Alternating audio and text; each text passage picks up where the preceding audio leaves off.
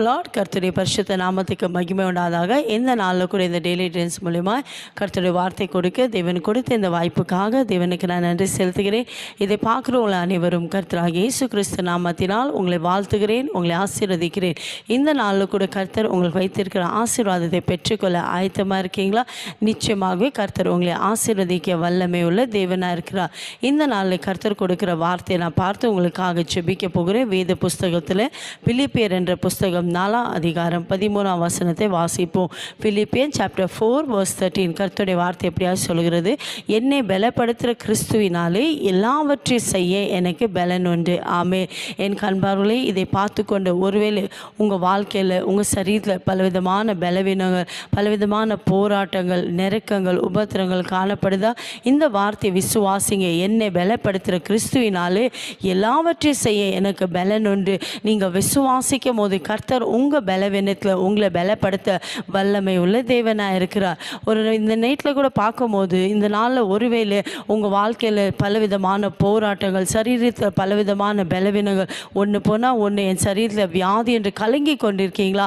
ஏசப்பாவுடைய வார்த்தையை விசுவாசிங்க. சொல்லுங்கள், ஏசப்பா என் பலவீனத்தில் உங்களுடைய பலன் பூர்ணமாக விளங்கும் சொன்னீரே.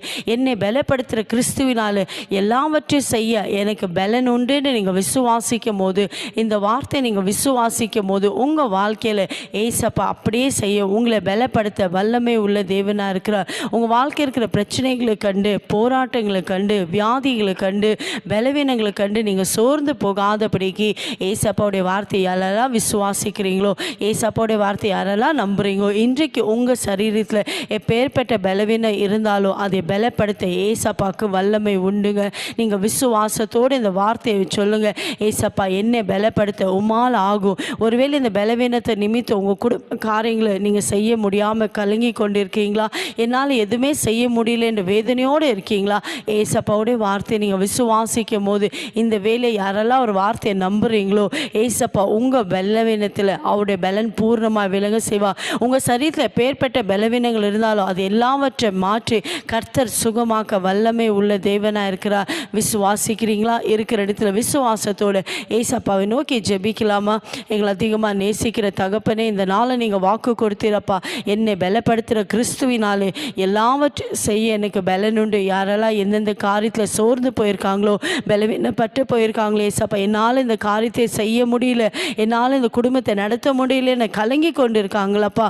உம்முடைய பலத்தை அவங்க மீது வெளிப்படுத்தும்படியாக ஜெபிக்கிற. நீர் பலப்படுத்துகிற தேவன் அப்பா. ஒவ்வொரு சரீரத்தில் இருக்கிற எல்லா பலவீனங்கள் மாறட்டும் ஏசப்பா. ஒவ்வொரு சரீரத்தில் இருக்கிற எல்லா வியாதிகள் இயேசுவின் நாமத்தில் சுகம் உண்டாகட்டப்பா. பரிபூர்ண சுகம், பரிபூர்ண விடுதலை, பரிபூர்ண ஆசீர்வாதம் கொடுத்தப்பா. என் ஜனங்களை நீங்கள் ஆசீர்வதிப்பீராக. உங்களுடைய வார்த்தை அனுப்பியப்பா. என் ஜனங்களுக்கு நீங்கள் சுகத்தை கொடுத்ததுக்காய் நன்றி. இயேசுவின் நாமத்தில் பிதாவே, ஆமென். God bless you.